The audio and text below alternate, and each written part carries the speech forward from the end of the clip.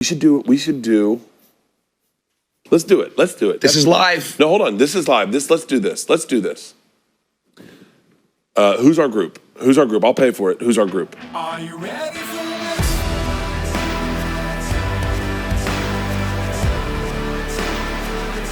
Are you ready for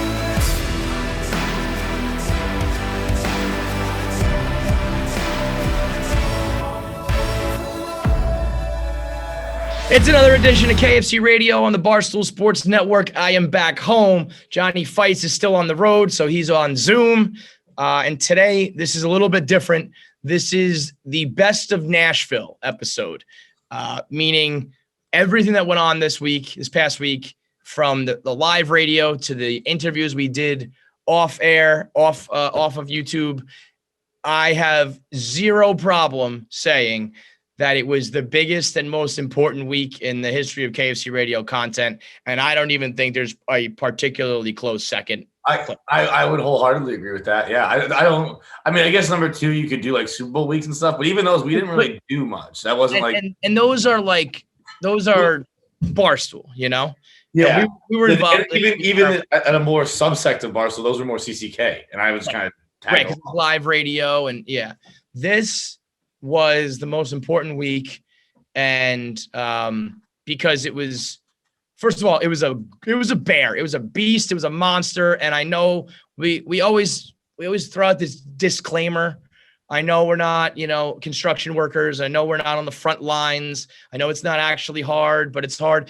But no, this one was like anybody who does any sort of content. If you interview, you talk, you host, podcasting, radio, whatever, the amount that we did was borderline like diminishing returns. I was like, we need to stop. This is going to start to be shitty quality. Everyone who came and did one show was like, so you guys are done for the day now? And we're like, no, we do 5 more of these. Yeah, you're one of 4 every day. We did. And everyone was like, Jesus Christ, I'm exhausted right now. Like, yeah, it is.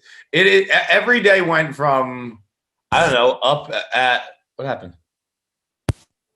Oh, every day went from like, I don't know. Like, first of all, the Airbnb. I'll keep saying it every time I stay in an Airbnb. Fuck Airbnbs. They're goddamn. John has a crusade against car ride apps and home rental apps, which are arguably the 2 biggest apps of the last decade. And John's like, fuck them all. I agree wholeheartely. And you want to know why? Because I did like them at one point, Kevin, and not to sound like too much of a communist here, but capitalism ruins everything. Okay. And what happened was these things used to be run by people who are like, come stay in our home. We'd love to have you. Yes. And now they're like, we're building a shitty building in 6 weeks. And we're going to rent it out for $1,000 a month. Yeah. Or $1,000 a week. And it's like, okay, well, this house is literally falling apart right now. Like, I'm in this home. It went from an episode of The Holiday, like, we'll just house swap for a week and live in your little beautiful chateau, to like Section 8 housing, where it's like, cram them in there and make the money. It's literally I'm using literally accurately here. It was literally falling apart on us while we were in there. We're the first people to ever stay. Chairs were breaking when we sat in them. Fucking banisters were falling. Fucking everything. We said it the first night. Every sound, every sneeze you could hear, it echoed throughout the home. But I say all this to say that they didn't have fucking blinds in my bedroom. So I was up every day at 6 a.m. because the second the sun came up, I came up. And then, so every day started at 6, and then we were doing content until 10 p.m., which again, don't fucking cry for me. But it was a big week. It was grinding. I said it was like the model home in Arrested Development. Right. It looked nice. It looked all modern, but everything was hollow. Everything was made of like balsa wood. You could hear absolutely everything. You could hear sex. You could hear sneezes. You could hear it all. It was like a shitty dorm. But I in classic KFC Radio, we're complaining about it and leading off with a negative. I do think it was the biggest week ever we've had for content, because everybody was at the festival, right? And we either professionally or like socially hung out with every major person in the industry. And I know I've said it before, and I did mean it then. I really do believe that we are the best podcast for comedy content, other than the actual comics themselves, which are always going to be the best because you're getting it straight from the horse's mouth. As far as other people who are not in the comedy world giving you an interview and giving you a look into it, I think we're the best podcast in the world to do it. And the fact that we had a bunch of interviews lined up. And then once we got down there, everyone else who saw that we were in town were like, oh, can I come do the show too? We had people jumping on, we had surprise guests, and all of them were down with us to the point that I was like, man, like, this is real. Like, this is fucking real. It's like, we are the premier one out there. And there were times where it was kind of like, I mean, Bert said it. I forget if we were recording or what, but Bert was like, no, like, we'll get there. We'll get there. Cause that was off the mic. I want to tell that in a second. Cause that was the moment. That was a fucking moment. I literally almost cried. Yeah. That was like some serious shit. Because, you know, we all, everybody here, and I think a lot of people on the internet doing this shit kind of suffer from imposter syndrome, where, you know, I've always said, like, I don't think we're really talented. We just happen to like imposter syndrome, the peanut allergy of mental illness. That is a great tagline. That is awesome. That is so true. Everyone's got it. That has just been didn't exist 5 years ago. We just kind of made it up, and now but it is real. Like, people do fucking die from eating peanuts. Right. For real. But I mean, we set up shop and we live streamed at least like an hour and a half, 2 hours every day on top of our regular podcast, on top of going on other people's shows. It was like just an undeniable amount of content. So we're going to do the best of, and we're going to play clips from either the radio, KFC Radio last week. We also did our interview with Nate Bargatze. That never aired yet. So we have that is all fresh, which he just continues to be the funniest fucking guy in the world. I don't know. I bring up 9/11 too many times. Too many times. Interview, he bring up 9/11 so much that Nate was like, "Boy, this is a 9/11 episode, huh?" He's like, a lot of 9/11 today, huh? I was like, I didn't even plan that. It's just, but yeah, you're right. I have mentioned 9/11 too many times.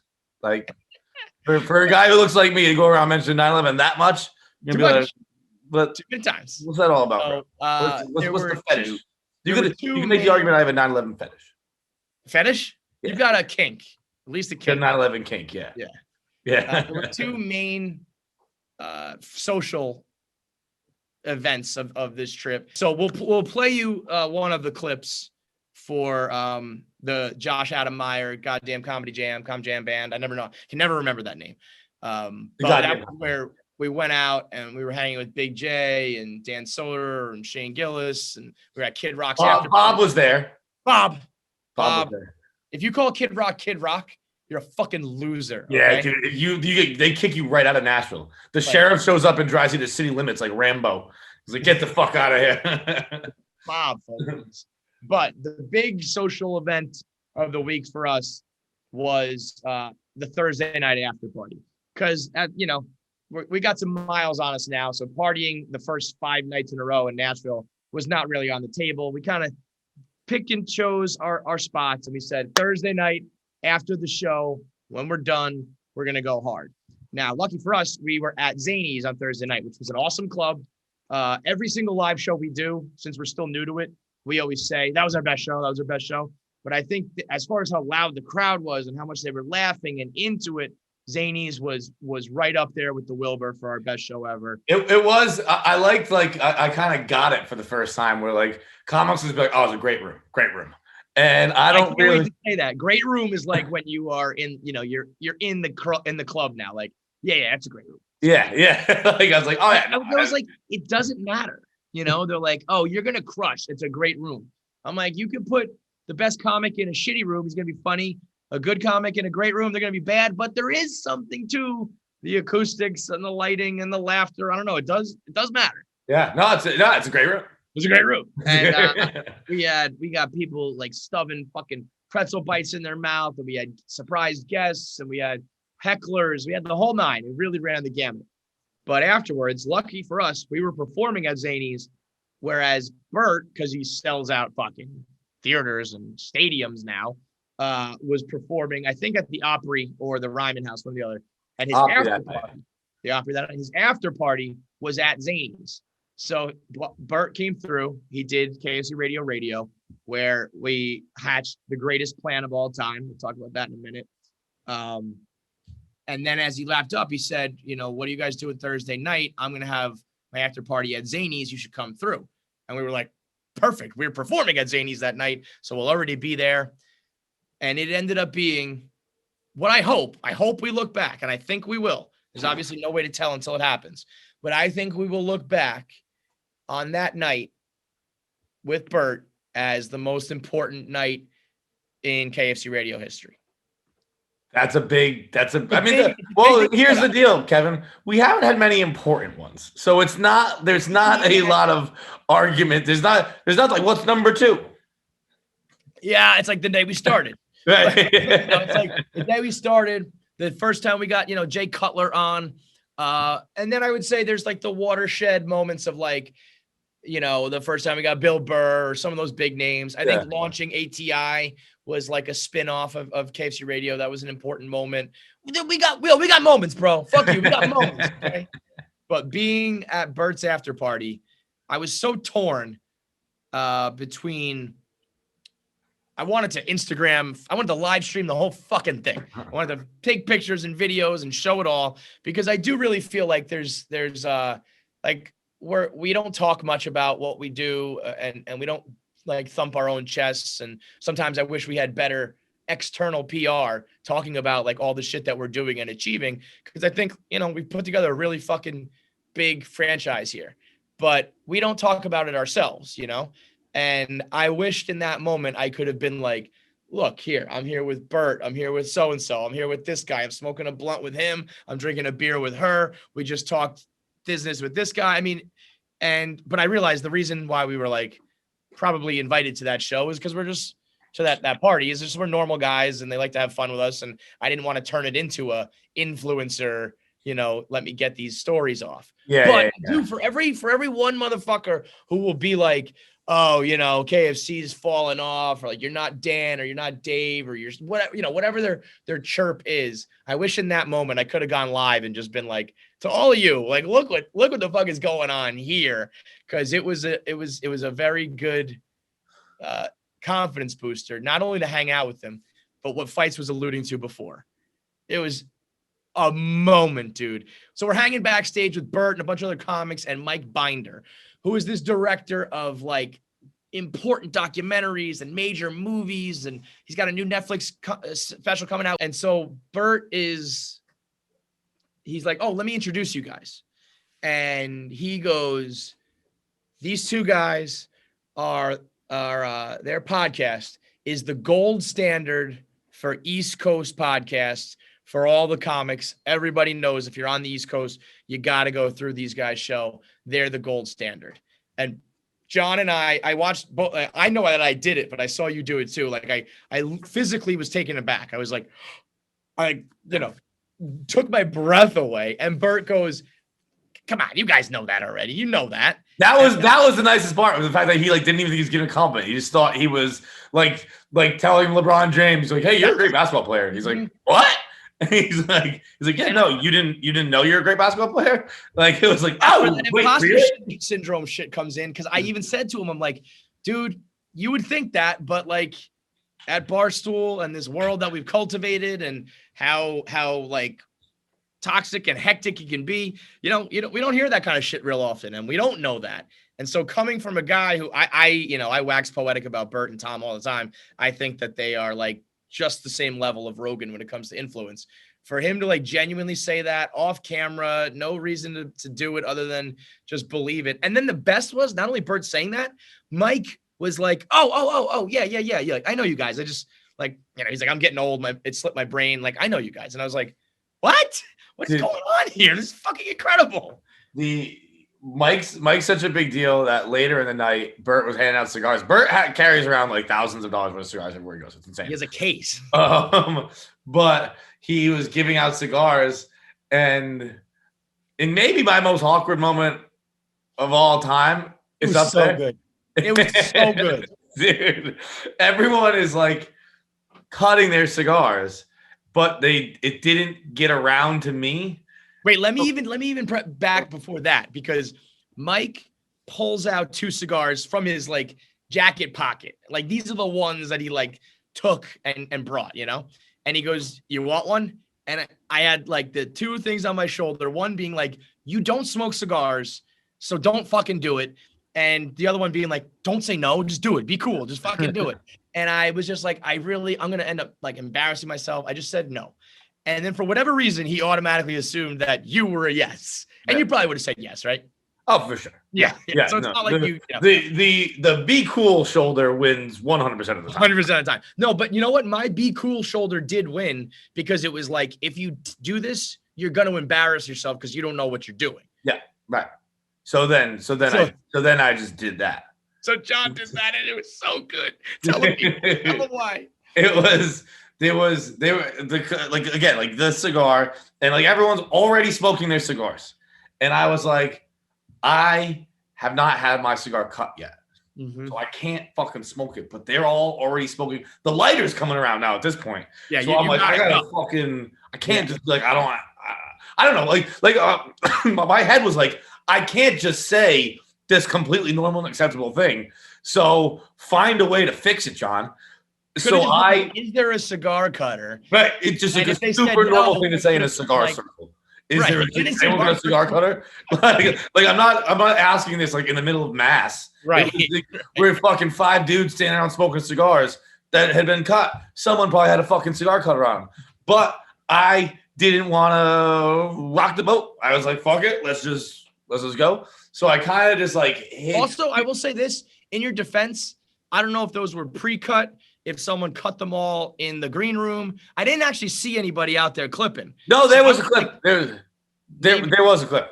Yeah, no, I know there was, but in that moment, like I would have said to you, like, oh yeah, I saw, so and so clip it. Go ask him. Right. At that point, I hadn't seen anybody, so I was like, maybe those guys did bite it. Maybe those guys, I don't know. So it was crazy not to ask, but it wasn't like totally absurd because we hadn't seen one. Yeah. But I just kind of turned and hid for a second and gnawed off about, I don't know, a quarter of the cigar, probably. A third of that cigar. Thumbs in his mouth. I gnawed it off and I put it in my pocket, the other part. And then it got, because there's so much loose tobacco in there as I'm smoking and sucking that it looked like I had brushed my teeth with mulch. Like some bully grabbed me on the playground and just fucking rubbed my face in the dirt. I had fucking tobacco leaves everywhere. Just like at one point, my favorite moment of the night, you turned to me and I'm trying to be like discreet. I'm like, yo. Like you got something right there. And you're like, I know, Kevin, I've got a third of a cigar in my stomach right now. I got tobacco everywhere. I know. Because it was like one little piece, but it was like I look like a cartoon. I look like a cartoon when they like their teeth turn into the piano keys, but mine had just turned into fucking like a fucking stick of dynamite had blown up in my mouth, and now it had shards everywhere. And so you do start to light it, but it's like crooked and uneven, and leaves are falling. I think somebody. I wasn't even that drunk at this time. Like, no, that was just sheer awkward. This was pretty early. This is like it wasn't like some like sloppy mess. Like I was put together. Aside from the fact that I was covered in tobacco. But what's good about like hanging with that crew, we learned quickly. Somebody was like, "Yeah, you want me to clean that up for you?" Like, rather than be like, "Yo, what an idiot! Look at this guy." He's like, "Yeah, I'll take care of it." I think it was Bert's photographer. He just came in and he's just like, "Hey, let me get that for you." I got you. Yeah, let me help you out because these guys are cigar guys. You know what I love that they do when they just hold it up in the air. I didn't notice that.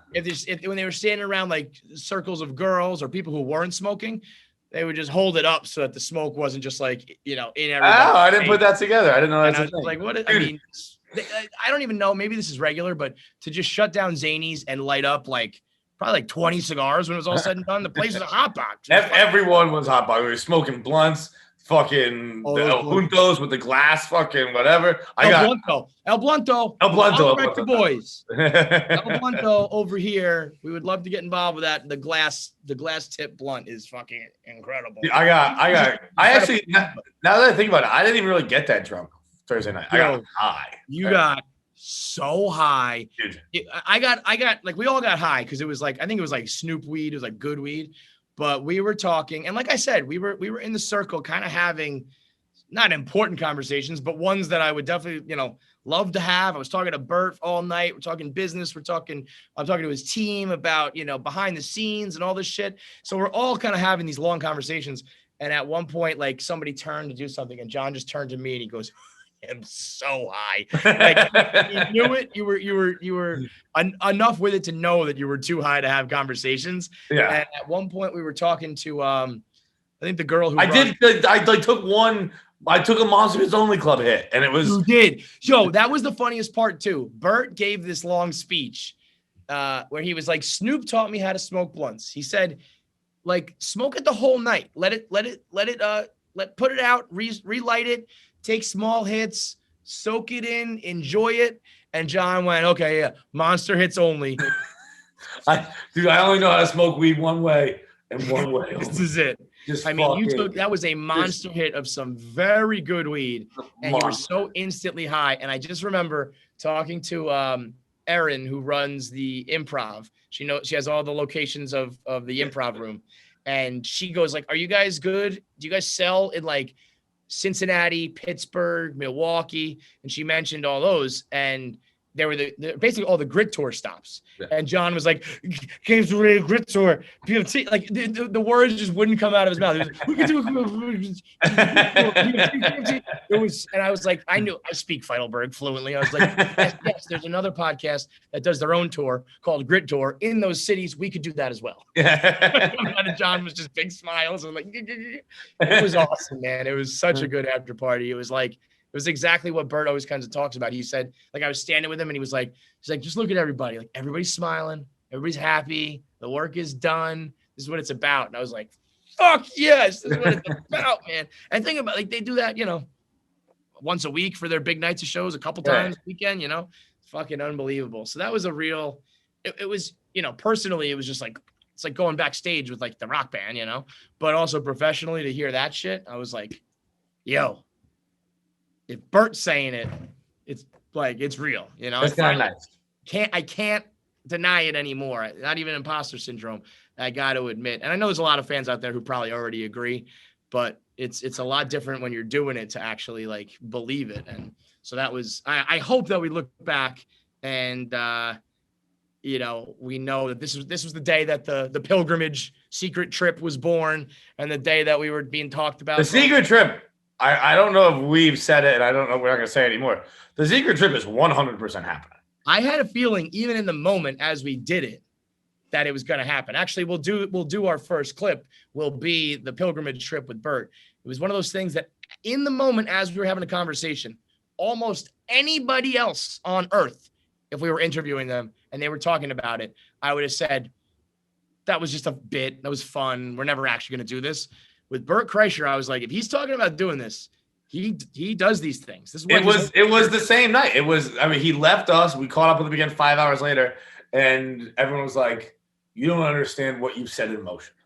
That was a line I was told. You don't understand what you set in motion today. I wasn't sure until he goes, Leanne approved it. My business manager approved it. My agent approved it. So like the holy trinity of the people who would be like, come on, put the kibosh on this. We can't do this. They were all down. They think it's a great idea for business. So the pilgrimage will be happening. Now, here's what he said. At one point, you and James were having like a conversation. And he goes like, shut the fuck up. Shut up. No more talking about it. And he was like, no, I'm not talking about what you think I'm talking about. And Bert goes, Casablanca? And he was like, no, not that. So their code word for our secret pilgrimage is Casablanca. And now I need to know, I'm going to go like watch Casablanca and read like reviews of it and learn what does that mean? Are we going where it was taking place? I was going to say, you think deeper than I do, because I just thought we were going to Casablanca. I know, because it won't. What is the premise of the movie? The premise of Casablanca, I think it's like a romance set in like wartime or something, isn't it? Yeah, but something about gin bars. I know that. Romantic film, but I think at the end they're at an airport and like they go somewhere. So is it as simple as, it's a romance set in World War II. An American expat must choose between his love for a woman or helping her and her husband escape the Germans in the city of Casablanca. I don't think we're going to just go to Casablanca, but maybe it's as simple as that. I just thought that was like Where is Casablanca? Italy? Casablanca is it's the largest city in Morocco. Maybe we are going to Casablanca. Whoa, hang on a second. Now that becomes much more possible now. Yeah, I didn't know it was in Morocco. Morocco seems like somewhere Bert might go. But he wouldn't do that. He would be like, shut the fuck up. He wouldn't have said the city. Yeah, right. So I think that's more of like a code word. And actually, as a matter of fact, I don't want to talk about it because everybody was like, no more talking about it because we don't want him to like pull the plug if people figure it out. So we're done talking about it, but we will roll the clip to show you the birth, the origin of what turns out to hopefully one day, like I said, looking back, be the most important segment that we've ever done on KFC radio. Just think about the butterfly effect of how that interview started and what was said leading up to that to get him to say, hey, remember when Dave Chappelle just disappeared? To get us to say, hey, wouldn't that be nice? To get him to say, well, what city would we do if we did do that? And next thing you know, a 5-6 man, whatever, European secret vacation is born. Dude, by the way, speaking of Chappelle, I read an article with it was an interview with the woman who not accused Louis C.K., but the one who like wrote the op-ed that got Louis C.K. Busted, really. Yep. She dropped an all-time line on that, where she was like, not an all-time line, like, but just like the balls it takes to say what she said. Yeah. She's like, I never stopped working. She goes, I'm not a coward like Chappelle. I didn't run to Africa when things got hard. Whoa! I was like, oh shit. Yo, but also like, you can't call it like a coward. Actually, I think Chappelle's the furthest thing from it. Like, I think a coward, because I know it. There are times where I'm like, I should like stop and handle my business and get my life in order, but I don't because I'm like afraid of what people are going to say or think. Yeah. So I think it takes balls to be like, I'm bailing on greatness because I know, whatever he was feeling in that moment. Like, I think the people who have the balls to pull the plug on a world tour or whatever to do what's best for them and their family. Give up $20 million, or I think it was 20 at the time, right? I think it was like a season. I think it was like 40 million with 2 seasons or whatever. Yeah, that's not. But I also do appreciate the idea of like whatever, pussy. You couldn't handle some people yelling, "I'm rich, bitch," pussy. All right, so yeah, I mean, it was an all-time trip to Nashville. We're gonna run through the best of everything that went on KFC Radio, which you may not have seen on our YouTube. I mean, there's hundreds of thousands of downloads. There's only like, tens of thousands of views on our YouTube. So we're going to run it again here so that we make sure you don't miss it. Shane Gillis and Nate and all the best moments with Bert. But go watch it on our YouTube. Subscribe, as we're always telling you, because seeing us all together on the couch, I had slippers on. We're in our fake Airbnb. You get Shane Gillis in a baseball jersey. You get all sorts of scenery. Brantly Gilbert, fucking Chase Wright. Brantley Gilbert just looking like a fucking right out of Central Casting, looking like really just a great week of good people, great content, and like historic KFC radio moments. So we'll put them on here. Make sure you're watching them on the YouTube. Let's begin with Bert Kreischer with the Pilgrimage Pact. Kind of look like the gay Joker. You do. You're the poker. Joker. You're the poker. You want to know how I got these stars? Bravo. Bravo, man. All right, for our first clip from Best of KFC Radio in Nashville 2022, we've got Bert Kreischer, none other than Birdie Boy himself. Now, I mean, the whole interview was awesome. Go on the YouTube and watch the full hour and a half with him. But without a doubt, the best moment, the most important moment, and the most talked about moment is going to be the trip that we're taking with Bert. Somehow, some way, conversation led us to talking about Dave Chappelle when he just disappeared, which led us to coming up with our own disappearing act, where me, John, Bert, a couple more guys from his team, a couple guys from our team are going to have a surprise 24-hour emergency trip to a mysterious European country. So here it is, how it all unfolded, and how we're going to end up on a trip to Europe with Bert Kreischer. So the clip with Bert is brought to you by Gametime. You want to go see someone like Bert Kreischer? You want to go see your favorite comics, your favorite rock bands, your favorite team, and you want to get the most affordable price and the best tickets available? Use the Gametime app with up to the minute, up to the second information on pricing and availability. You know that you're getting the best price available and the best tickets available still in the market. So somebody wants to sell their tickets on the secondary market and make as much money as they can. They jack up the price. Along comes, 7 o'clock. First pitch is in 10 minutes. They know they're not going to be able to sell these tickets. Drop the price down to next to nothing, and you're right there on the app to scoop them up and get them at an affordable price. Also, you might be able to get courtside seats or down the first baseline, or you're behind home plate. Your favorite, most, your best dream seats available through the Gametime app, and it's the best app out there right now to get those tickets and make sure you're getting them at the best price possible. Download the Gametime app. Go to the account tab. Create a login. Redeem with the code KFC and get $20 off your first purchase. Download the Gametime app. Last minute tickets, lowest price guaranteed. Let's do it. This is live. No, hold on. This is live. Let's do this. Who's our group? I'll pay for it. Who's our group? It's us three. Yeah. Steve. Peter. Peter's got to go. Nick. Dave. Let's not fucking make a meal out of this. But can you shoot content? Oh yeah, that's why he's coming. Okay. He's like best of the best. You and then Mans. We'll bring Dave and Andrew. Sure. So let's write that list down. Let's do the chat thread. Okay. And then everyone got it real close. Yeah. Tell me, Papa, where are we going this time? We pull the trigger. One night we'll get a group text. And I'll say, just text the green light. And I'll say, it'll just be a green light. Yeah. It'll be a green light, and we'll leave out of, it'll be a time that we're in New York, and we'll leave out of JFK, and it'll say, JFK, flight in 3 hours, have your passports. And then no one will know where they're going. I'll have Felicia book all the travel, and we'll fly somewhere. We'll land. We'll have dinner. We'll get on the plane. We'll go home. Let's go. Let's do it. You know how fucking fun this is gonna be. And we'll co-share the content. It'll be a Barstool co-share Birdcast, and I'll put it up on my YouTube. You put it on your YouTube. We'll shoot tons of fucking content. Let's fucking do this. Let's fucking do this, Bernie boy. This is a great fucking idea. This is the one. This is the one. This is another one. Another great idea. This is good for us. It's good for the internet. It's good for everybody. Okay, let's talk.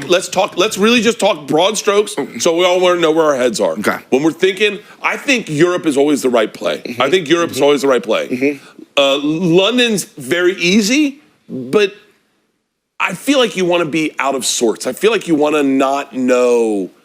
It's a little more exotic, if you will. I think we shouldn't be able to speak the language. Yeah, language barrier is great. Everyone cool with that? Yeah. No one can speak the language. Yeah. Great. Yeah. All right, great. No one can speak the language. I'm going to just throw Russia off the list. Let's take Russia and Ukraine off the list. Right. Okay. Don't speak the language.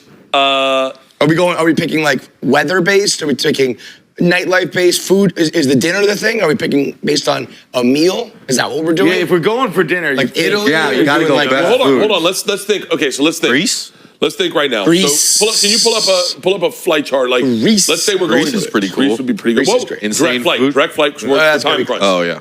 Let's go private, Bert. 250? Yeah. Maybe we'll talk to Penn. Penn just has a plane just sitting around. Yeah. Maybe we can do the plane. We'll add something to the list We here. have Portnoy fucking fun. This is the billionaire. Jesus Christ. Do we take Portnoy? No. He's off the list. No. That's like if you Can we bring Leanne? I thought you were going to say Bill Burr. I go, no. Let Portnoy and Bill Burr do their own fucking thing. Let's do angry curmudgeons. No. Direct flights to Europe. Let's see. Oh, this is awesome. Let's see. Direct flights to Europe. Whoa. Is there like a we need like from New York to cities or We something. need a couple more Oh, vowels. you guys figure this out. I'm gonna go pee real quick. Yeah, we need like 9 underrated places in Europe. Go back real quick. 9 underrated places in Europe like this. Right? Yeah. With non-stop non-stop flights. flights. Oh, That's this is exactly what we're looking for. Portugal. Portugal. That's not Europe, right? But that's no, it is right. Yeah. Portugal. Let's go. Croatia would Croatia? be sick, but Croatia.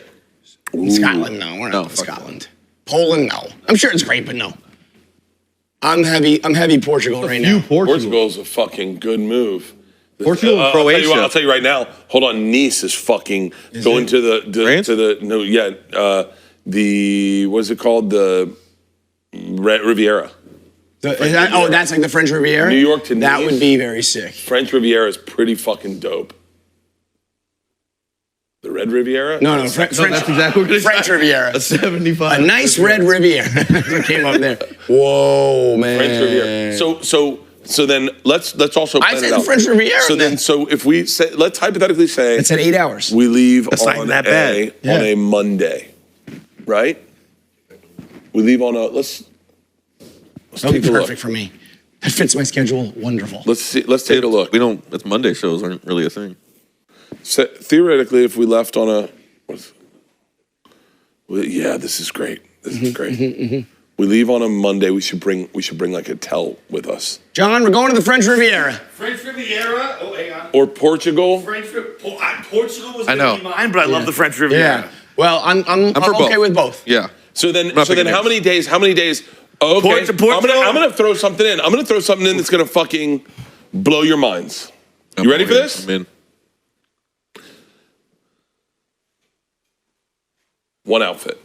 One outfit, no luggage. No luggage. One outfit. Like you get that. one outfit. You get one outfit. Toothbrush in the pocket. I think. Well, no, you got to bring because I have medication. You got to bring backpack. One outfit though. It's a one suit weekend. It's a one suit. You wear a suit weekend. the whole time? No, one outfit, and I will pick the outfit, and I'll just it should be one outfit. Wait, one out. Everyone's wearing the same Everyone's outfit. wearing the Yo, same. A tracksuit trip? We're all in a tracksuit. We don't- We're all in something that matches. And then listen, if we like, but here's the question: do we go in, Bunch of have bridesmaids. dinner, have dinner, That's so bad. and leave, or do we go in, spend the day, have dinner, spend the day, and leave? Like, how much time do we want Monday to Wednesday. You fly in Monday, stay Tuesday, fly back Wednesday.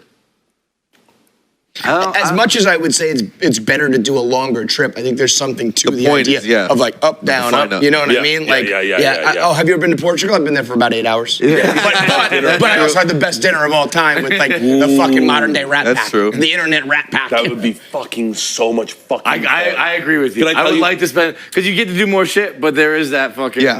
The pressure legend, too, like, the legend like, of the like trip. there's no like I'm gonna go like nap for a little bit or whatever. It's like let's go. My brain immediately goes to this is what's wrong with me, and I know that it takes the fun out of it, but my brain goes to the marketing of it, going like, No, I can do some reads for fucking Yeah. fully loaded. I'm fully loaded, and we're fully like I can probably go. I'll text Mark Norman, go, hey, you want to come to fucking Portugal with us? Yeah. and he'll be like, hey, hello, man, howdy, gay, Jew. Portugal, yeah. Yeah, All right. Get it. All right, so, but those are the broad strokes. We can figure out the details, We'll figure- of, and- the and- particulars of clothing and hours and all that. Yeah, I don't want big suitcases. I want it to be. I want it to be aerodynamic. aerodynamic, Yeah. streamlined. I agree. Speedo to the airport. By the way, everyone will have a Speedo. You know I'm racing Caleb Dressler. I know. Yeah, everyone will have a Speedo. Well, everyone will get a Speedo in case we want to go to the beach. Sure. like that. I love this idea. All right. I love this idea. Let's end on that note. I think that's a good before note this. to- Before we figure out some reasons why this doesn't work or something. Let's end on that. No, it's gonna work. And, It's gonna work. It's gonna work. It's all gonna right. work. Simply put, could end up being the biggest moment of our careers because when this goes down, Bert and his team, John and me with Nick documenting it, like it's going to be this internet pilgrimage that people and their favorite comics and their favorite podcasters all coming together to go do some. I'll be honest, I'm a little nervous about it.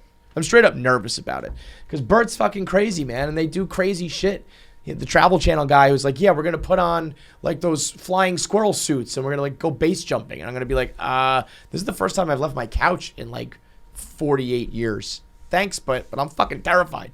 But either way, once in a lifetime trip. We actually had a moment in the after party. And I think he singled me out because I think he knows John's kind of crazy. He knows I'm like a dad and shit. He like looked me in the eyes. He was like, "Are you down?" So you don't have to. Like, I don't want to pressure you, but like, if you're gonna do this, we got to do this. I want to know that you're in. I don't want any like wishy-washy shit.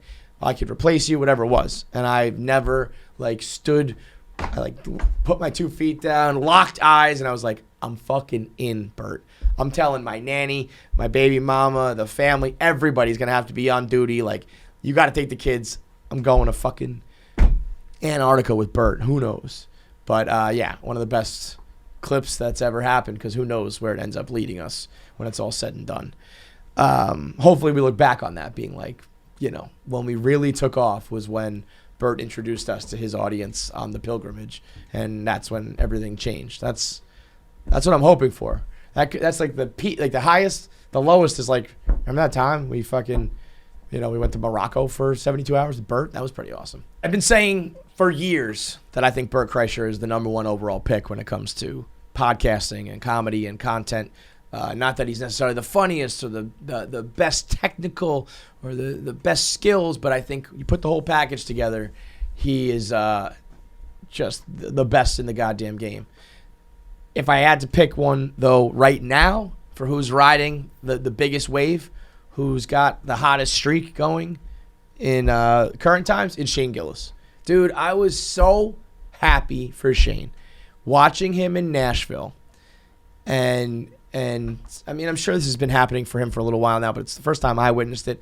Watching the people come up to him, the people who want to take pictures, the people who are yelling out all his inside jokes and the taglines from the podcast, and the amount of attention he got, and the pop that he gets on stage, and then of course like the jokes that he goes out there and tells. He's second to none right now.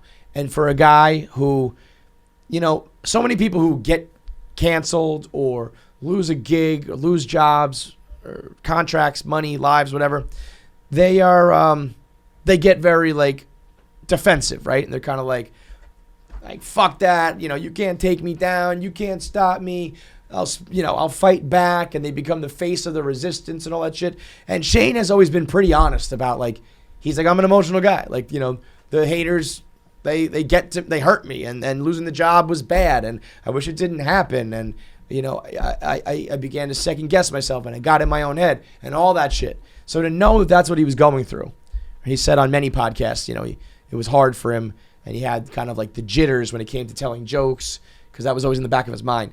To seeing now that he won the battle. I remember early on, I said this to him off camera. I said, I once said to you, this is the best thing that's ever happened to you. And he had said like, no, it's not. I wish I got a job at Saturday Night Live working with like, you know, that's still SNL, big deal. And I understood what he was saying, but I think now watching where it's gone and where it's about to go, I think it will end up being the best thing that's happened to him. And he had to go through hell to get it, but he's there now. And speaking of that, I think I did say this on last week's episode, but during that same conversation, he mentioned just how big their Patreon is, but how he's only making a fraction of the money he deserves, because he and Matt McCusker were cool enough to say, fuck it, we're only charging $1 to subscribe. And he was a man of the people, and he put his money where his mouth is, and he only charged people $4 to get his extra content. The amount of money they could and should be sitting on, if he was just a regular, like, it's $5. You know, it's obviously 5 times the amount.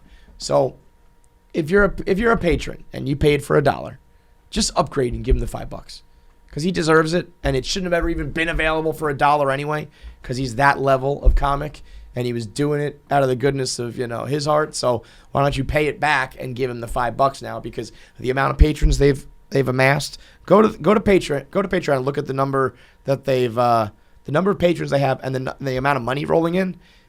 It don't equate, bro. It ain't right. They should be making, you know, almost 5 times the amount. Do the right thing and hook up the dogs, Shane and Matt.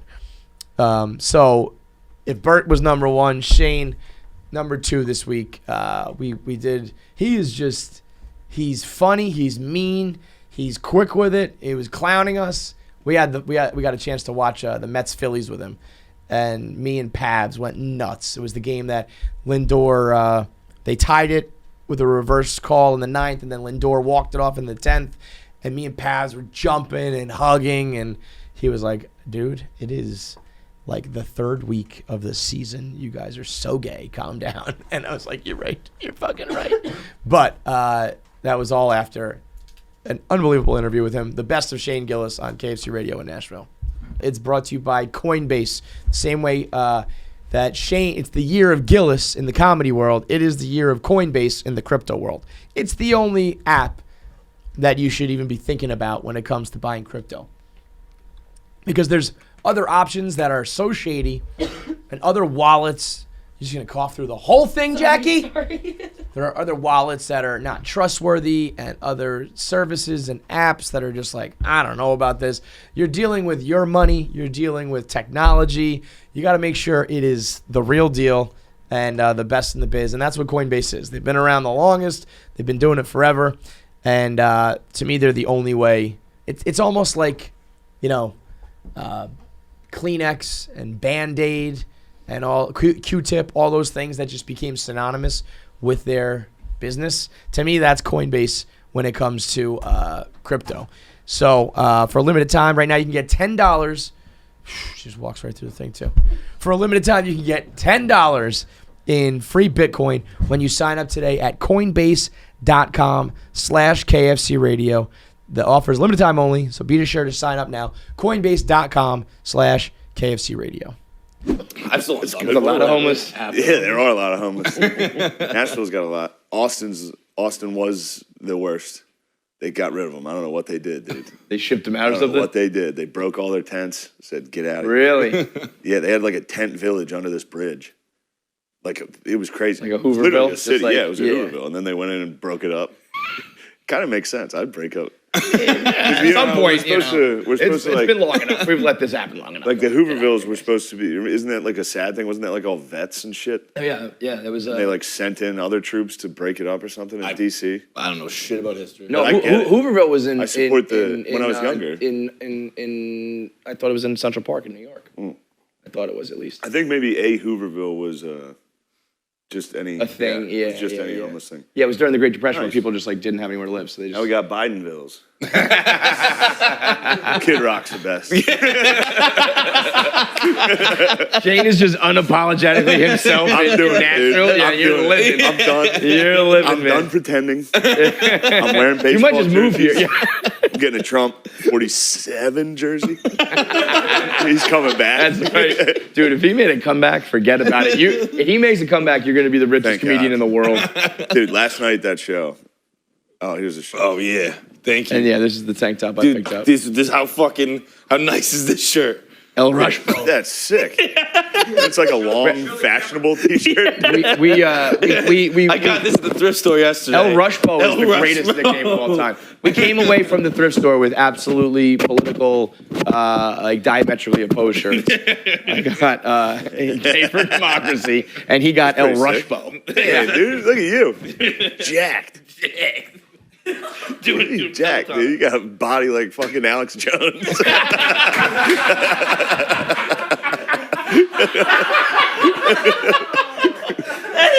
It's spot on. Bro, it's Spot on. I got sunburned too, so I'm the after picture right now. I always said it's kind of like Vince McMahon during the Attitude Era, but No, Alex Jones dude. is up there. Did you see Vince at WrestleMania? Oh. It was sad to see. I know. But it was He's still kinda- doing it. It was fun. That stunner was just the worst. Stunner was bad. But it was so bad it became good. yeah, You know what I mean? It was still nice. Dude, you are. Oh my God, that's you're Alex I got Jones. his head. so I don't know what's worse. That is fucking hilarious. Alex Jones is a beast. He really is. I wouldn't fuck with that guy. Dude, he would spaz. He spazzes on people. Dude, one of these days he's gonna just fully. Oh, yeah. erupt He's gonna break. Yeah, he'll snap. He goes out to dinner in like Austin and people are like, fuck you. And he's like, you want to say that to my face, motherfucker? He goes, no. You want to go right You now? cowards. Shit, that is spot on, man. We got to get a before and after. I mean, that the picture of you from that we just pulled up at Bustin is sort of like the before, Yeah. and then you're the after. Dude, look how all he got was hairier. I was Yeah, gonna say, well, and he got a That's all sunburn. he got. He got a sunburn. Yeah. what was the before and after? 45 days later, he just got hairy. Heidelberg's fat. That was Yeah, what mean. the fuck, That was man? me. Yeah, there Who's it is. running the Google machine Yeah, there over you there? go. Look at that set of titties, what he had, though. those You look good. Yeah, I look Now. good. Yeah, compared to then, yeah. That was just a young boy. That's a supple boy. Yes, Right? you had your baby fat on you. Yeah, I was saying it looks like I got titties like an orangutan mother, just breastfed. This is a fucking But, decent. like just fucking sucked on those things. Those are nice cans. I got my tits rubbed a little bit last night. What? This chick was making. She was like, I think qualified as a cougar. She was ugly, but she was older, cougar yeah. age, right? Yeah. And she like by accident bumped into me, Yeah. and then like put her hand right here and kind of like let it linger and like pushed it a little bit. Oh. And I was like, ah. And I kind of like, I went like that, and she walked by, and then he told me that she went to her friend and went, well, that didn't work. Oh shit! And I She was went like- for it. I was like, You're for an gonna rub my instant- insecurities? Is how you're gonna get me? Like, that's not gonna work. I was like, man, for a minute I felt like a chick there. Dude. I was getting assaulted. The guy. She just grabbed you by the pussy. That was it, right? Yeah, true. The friend I'm with gave me like 3 different fucking tit lips yesterday. I was like, dude, what are you doing? Like that's a fight. Stop doing It's gonna it. make me feel really bad about myself. I don't Yeah, want that at stop all. doing it. It kept being like In that. I middle was like, school, all it was right. literally, I'd rather get sack tapped than kids Yeah. scoop. Yeah. Like, The scoop because is you feel the bounce. drop. Like When it people who hits. didn't grow up with tits don't know Yeah, they like, have no like idea. those skinny little motherfuckers with the bird chest. Those- It's like, dude, you don't know I have an extra bounce. Like it Yes. doesn't just go down for me. When was it goes the last down, time- comes up, and goes back down. When was the last time you went on a trampoline? Last time I tried. Oh my god! I jumped on a If I went on a trampoline. trampoline, I jumped on a trampoline with my kids recently. They got a trampoline in their backyard.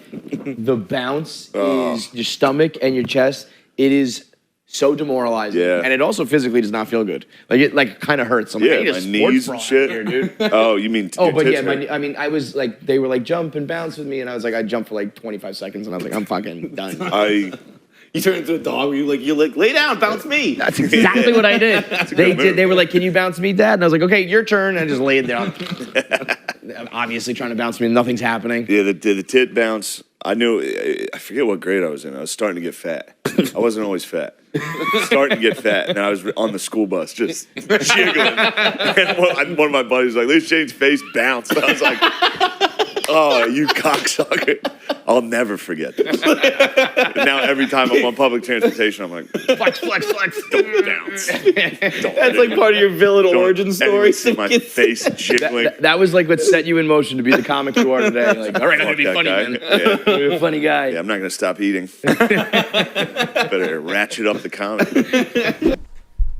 All right, big thanks to the young bull, Shane Gillis. Big thanks to Mama Gillis. What's her name? His dad's name is Phil, or his mom's name is something like So Mom. I think it's like Janet. I think it's like Phil and Janet. Whatever, that's her name now. Big shout out to Janet Gillis for giving birth to the young bull, Shane. Thanks to all the moms out there. Thanks to Jackie's mom for birthing Jackie. Right? Thanks to, I don't know if you saw any of the clips of the live show or if we've talked about it, but Jackie wanted to fuck Feidelberg's dad. Which is funny because, you know, Jackie can talk about banging Feidelberg's dad all she wants. If I were to talk about fucking Jackie's mom right now, it would be like, whoa, hey, come on, calm down. So I won't do that. I'm not going to do that. But I'll get her some flowers. And you should get your mom flowers too. Get all the women in your life, all the moms in your life, flowers. I got to get my mom. I got to get my kid's mom. You got to get grandmas and aunts and everybody out there who has gone through the struggle of momming, because there ain't nothing harder on the planet Earth than that, man. And, you know, flowers, nothing can be enough to thank mothers, but it's a start and it's a little token. So chicks love flowers, and so flowers are good for moms. Go to 1-800-FLOWERS. Go to the radio icon at the top, enter code KFC, and get 2 dozen roses, $25 off.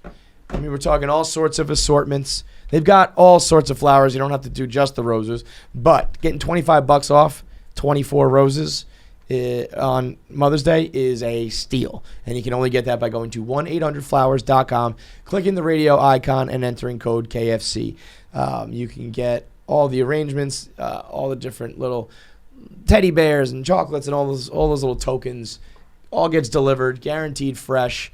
and on time. As long as you do it right now, get it in now. Because if you call too late, it might be physically impossible to get them to get it done on time. So make sure that you get it set up as soon as possible. So those flowers get there on time. It's 1-800-Flowers.com. Click the radio icon. Use code KFC for $25 off your 2 dozen roses. Okay, so, we got Bert and Gillis, and these are guys that we can get when we're in L.A. or New York. But, country music is a big part of Nashville, and we wanted to get a little bit of the Nashville flavor. So we had a couple guys who were on tour in Nashville in the moment that we were there. Brantly Gilbert and Chase Rice. Now, Chase Rice is a guy I've known for a while. He's been a stoolie. Not a huge country music guy, but I've known Chase, and I know his music because he's been one of our fans and tweeted with us and followed us and hangs out with fucking Marty and Glenny and those guys.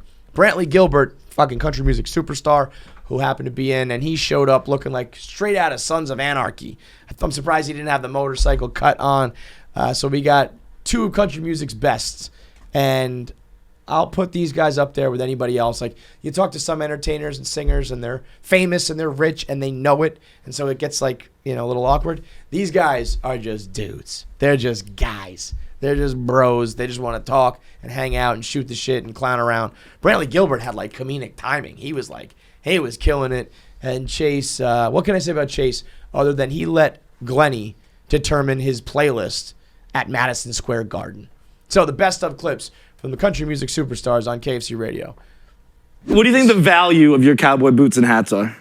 Man, I don't have a cowboy hat. I always tell folks, just because I'm in country music, I guess there's, a lot of folks want to. I just wear a ball cap. Yeah. There is kind of 2 different vibes, I feel like. Yeah, I don't wear a cowboy hat because I'm not a fucking cowboy. That's what I'm thinking. To me, that feels like fucking cultural appropriation. If you're not like in a rodeo and you're not a fucking horseman or some shit, you know. No, I'm not. If you don't know how to, we know what we're talking about. We know the lingo, Brantley. I am not a horseman. I refuse to wear a hat. That's what I'm telling motherfuckers from now on, dude. You got a cowboy hat? Fuck no, I'm not a horseman. Fuck right off of me, man. That's awesome.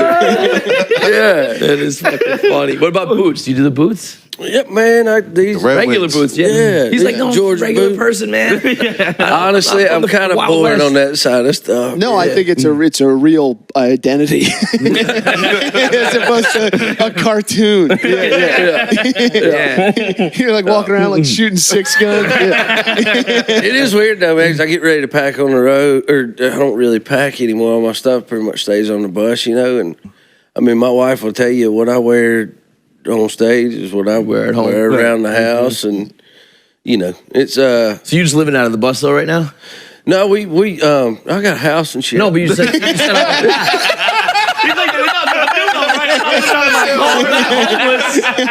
shit ain't that bad, bro. Say this though, I have no musical skills, don't know much about the industry. I would say if you're letting Glenny Balls dictate some of the songs you perform on stage in the arena, you're not a good idea. Dude, to his defense, it was Billy Joel in the Garden. At the Garden, yeah. Billy, and we were really hammered when we came up with that idea, and it worked. That one actually worked. So was that like in the moment, or was that a bet? Like how does Glenny Balls get you to perform Piano Man on stage at your concert? Well, we were drunk on the bus the night before. They rode with us from Boston to New York City, and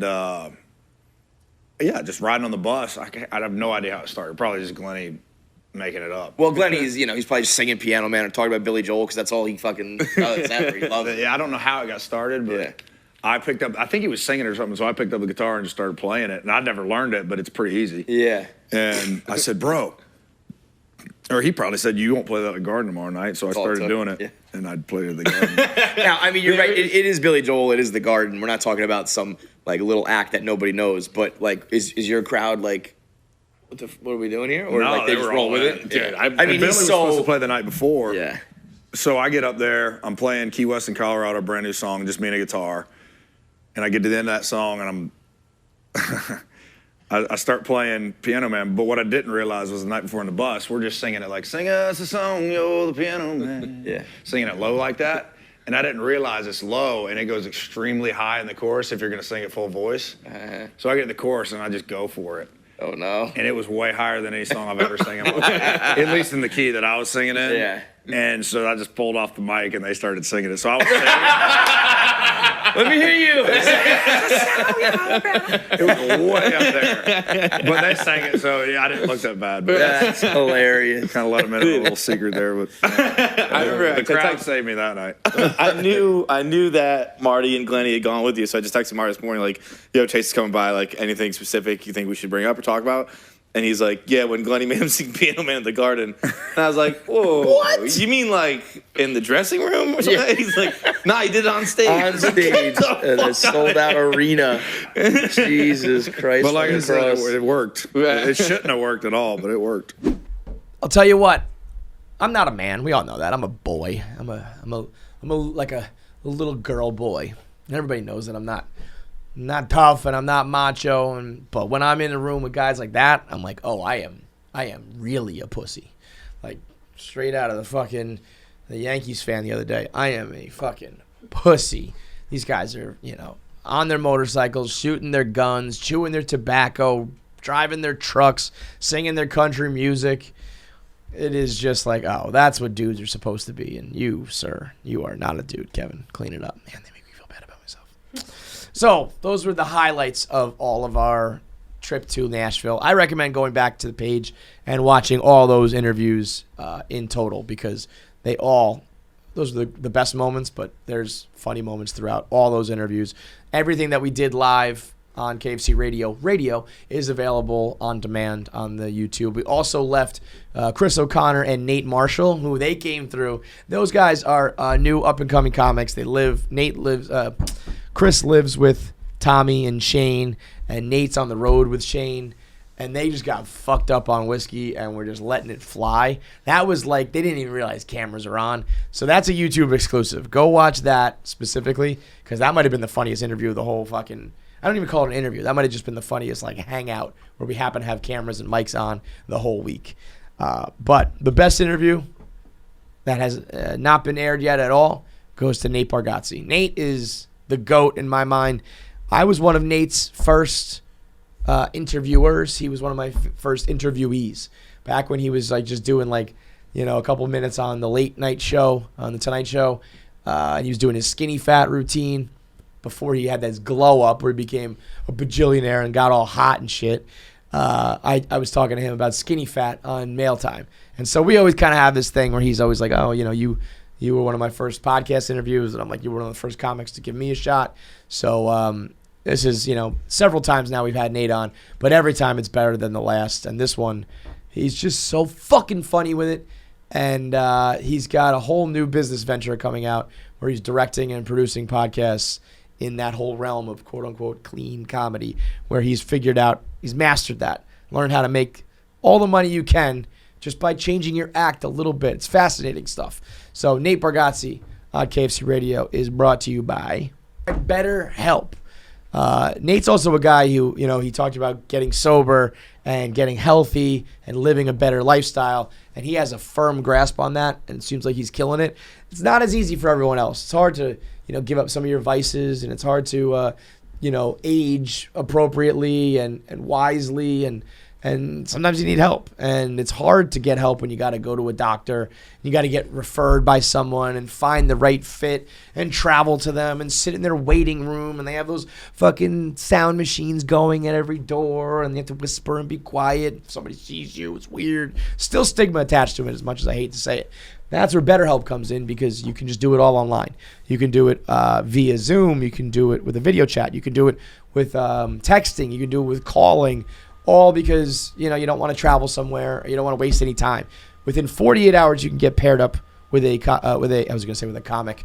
You can get paired up with a psychiatrist, psychologist, and they will start that journey with you. If you don't like them, get a new one. On to the next one. You don't have to waste all this time.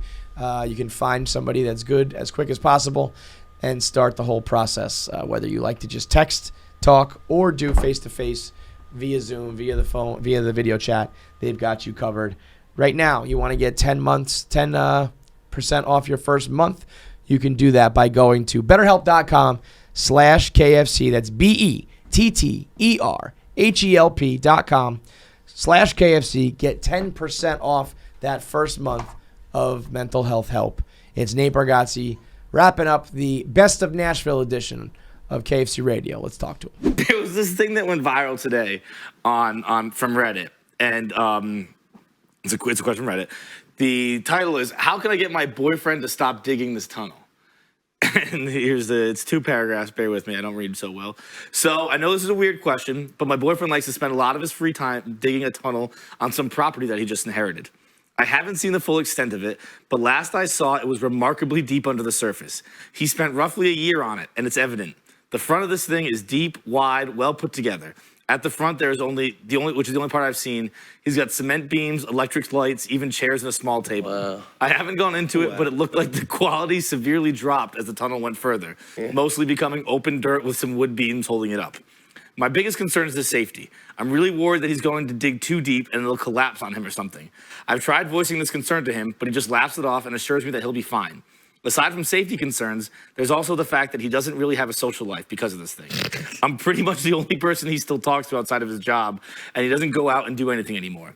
It used to be that he'd occasionally head out and do some digging on the weekends, but now he spends almost all of his free time out there. He still comes home, but he barely spends any time with me, and I know that he isn't doing anything but digging the damn hole in the ground. This can't be good for his mental health, but I don't know how to convince him to stop.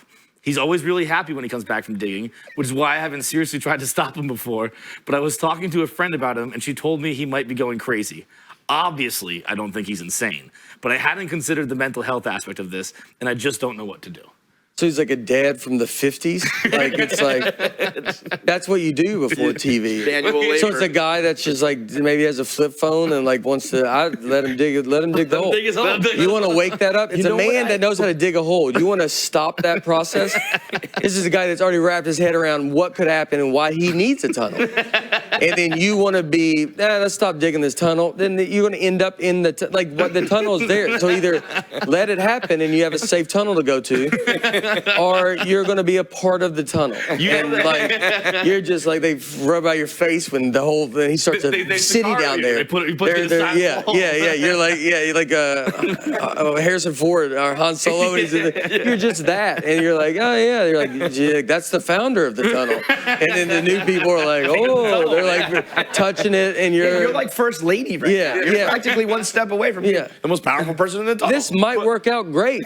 Like this. No, I mean, he's definitely going to die. I'm not against the guy having a tunnel. The older you get, the more you're like, all right, I'm listening. Like I'm like way on. Like you start thinking about buying land somewhere, and you just think the world's gonna collapse. I'm on the edge of it, where you're going like, well, how did he get? I'd like to see it. You know, like how many shovels does it go somewhere? I'd be more at where is it going? Like, is there an end goal? I actually, the second time around, he said this is some land he inherited. Yeah. Maybe there is something on that land or some shit. But like old Grandpa Smith Jones told me about in their land. There's gold in them hills. Do they talk about World War III and nukes and all that stuff? Like I mean, what's the difference of like a guy having a bomb shelter? Like it's like he could be doing like Snowpiercer. It would be like just maybe she should give him some guidance to go where are we going to do with this? Like where's the let him tell you the end goal. Yeah. Where are you going? Like are you going to be an end to the tunnel? And it's getting you're getting a little bit looser towards the end where you're getting tired out. So like let's make it something. And then it could be, I mean, I've seen Peaky Blinders. I know what happens to the tunnel diggers. Yeah. Almost all die. Does not usually go well. And the amateurs are probably going to be even worse. An amateur tunnel digger. But if he's searching for gold, he's just going about it the wrong way. Completely wrong way. But unless that's what I mean. Maybe it's like I don't think maybe it's it's not like gold. Maybe it's like a treasure. I think he's digging a tunnel. Yeah, I think he's doing what he's doing. Like he's not like. Well, that's what we were saying. I mean, if he found gold, he'd be like, "Yeah, man, that was great. I definitely wasn't going for gold. Like, get this gold out of my way, so I can dig in the tunnel." It's all about the tunnel. She needs to ask where the end goal is. She needs to be like, "What is the end plan with this?" It might be something what I want it to be, which is just to be like if something happens and you got to go underground and you got this tunnel that no one would even see and you're safe under here. Your place is getting aerated because you got so much other stuff that your wife's furious about. Like he's got like an attic that's like just like who knows what's up there, and he's like we're the only family that probably needs this tunnel, and it's us, and so I would you gotta let it. I'm fine with it. If you're watching on YouTube, click here to subscribe so that you get all the new episodes as they come out. And John, what should they click if they want notifications? Make sure you click thumbs up for the like. Hit that bell icon.